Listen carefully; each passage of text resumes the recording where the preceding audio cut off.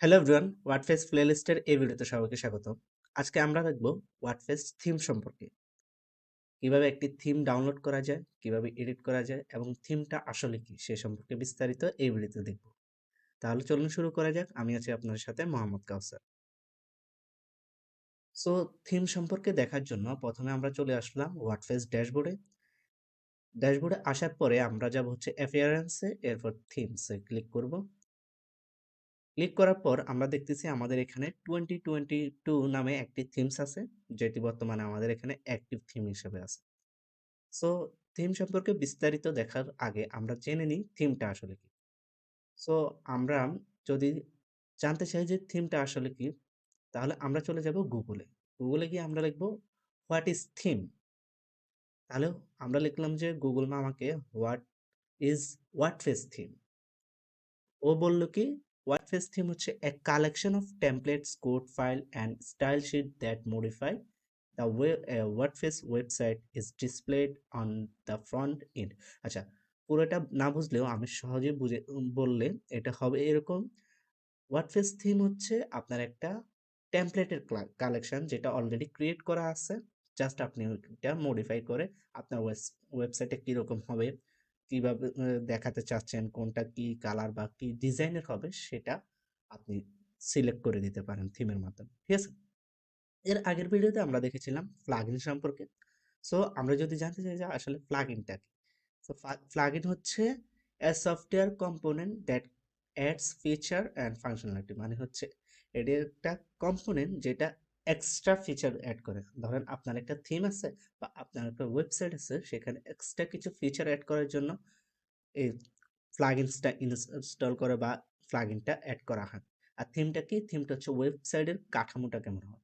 এখন তাহলে আমাদের মধ্যে অনেকটা কনফিউশন সৃষ্টি হতে পারে, আসলে ওয়ার্ডপ্রেস থিমটা কি হতে কি বা ওয়ার্ডপ্রেস প্লাগইনটার মধ্যে পার্থক্যটা কি।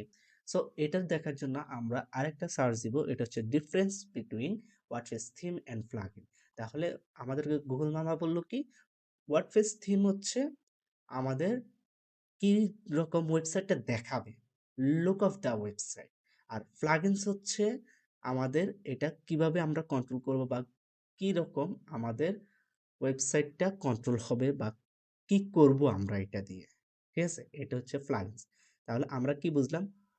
থিমস হচ্ছে আমাদের ওয়েবসাইটে কি রকম দেখাবে, আর প্লাগইনস হচ্ছে আমরা এটা দিয়ে কি করতে চাচ্ছি। ঠিক আছে? আশা করি ক্লিয়ার হয়ে গেছে থিমস এবং প্লাগইনের মধ্যে পার্থক্যটা। সো আমরা এখন চলে যাচ্ছি থিমস এর মধ্যে। থিমস এর মধ্যে গিয়ে আমরা এখানে আমাদের 22 নামে যে থিমস আছে ওইটা বর্তমানে অ্যাড করা আছে। সো আমরা এটা দেখতেছি না, আমরা এখন নতুন আরেকটা থিম অ্যাড করব। সো এর জন্য আমরা চলে যাব কোথায়? আমরা চলে যাব অ্যাড নিউ থিম। এখানে ক্লিক করার পরে আমাদেরকে নিয়ে আসবে মোস্ট পপুলার যে থিমগুলো আছে ওগুলা। সো এখানে পপুলার যেহেতু সিলেক্ট করা আছে, তাহলে পপুলার থিমগুলো আসবে এখানে। আর লেটেস্ট হলে লেটেস্ট আসবে। ব্লক থিম, ফেভারিট, যেটাই আপনার ইচ্ছা। আপনার যদি কোনো ফেভারিট থিম থাকে ওইগুলো এখানে ফেভারিটে রাখতে পারেন। ঠিক আছে? সো আমাদের বর্তমানে অ্যাক্টিভ করা হচ্ছে কোনটা? আমাদের 22টা অ্যাক্টিভ করা আছে। এছাড়া 23 বা হ্যালো এলিমেন্টর এটা অ্যাড করতে পারেন। এছাড়া মোস্ট পপুলার আমার কাছে লাগে যেটা দেখতে সুন্দর দেখায়, এটা হচ্ছে আস্ট্রা থিম। সো ইনস্টলে ক্লিক করব আমরা প্রথমে। ক্লিক করে আমাদের এটা ইনস্টল হয়ে যাবে। এছাড়া থিম কিন্তু সরাসরি এখান থেকে ইনস্টল না করেও আপনারা এক্সটার্নাল ভাবে ইনস্টল করে এখানে অ্যাড করতে পারেন। কিভাবে এটা করব যদি জানতে চান তাহলে কমেন্ট করবেন। কমেন্ট করলে যদি আপনাদের দিক থেকে আমি রেসপন্স পাই, তাহলে কিভাবে আমরা এক্সটার্নাল ভাবে কোনো একটা থিম ইনস্টল করে বা ডাউনলোড করে এখানে অ্যাড করব সেটা দেখা দেব। ঠিক আছে? সো আমরা এখন এখান থেকে করে নিচ্ছি, ইনস্টল হচ্ছে, আমরা একটু অপেক্ষা করি। আমাদের আস্ট্রা থিমটা ইনস্টল হয়ে গেল। এছাড়া আর কিছু থিম আছে যেগুলো আমার ফেভারিট। এটা হচ্ছে যে এখানে আমরা যদি একটু নিচে যাই তাহলে দেখতে পাবো এটা হচ্ছে সিডনি, একটা ফেভারিট থিম আমার।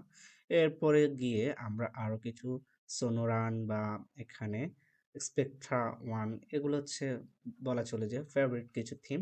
সো এগুলো আপনারা ট্রাই করতে পারেন। সো আমি এখানে বর্তমানে স্টার থিমটা ইনস্টল করে নিলাম। সো এটা আমরা চলে যাচ্ছি এখন আবার থিমসের মধ্যে।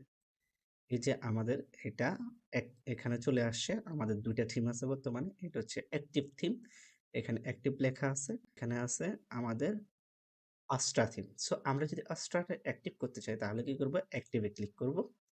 ক্লিক করার পরে আমরা এখানে দেখব যে আমাদের এটা আস্ট্রাটা অ্যাক্টিভ হয়ে গেছে।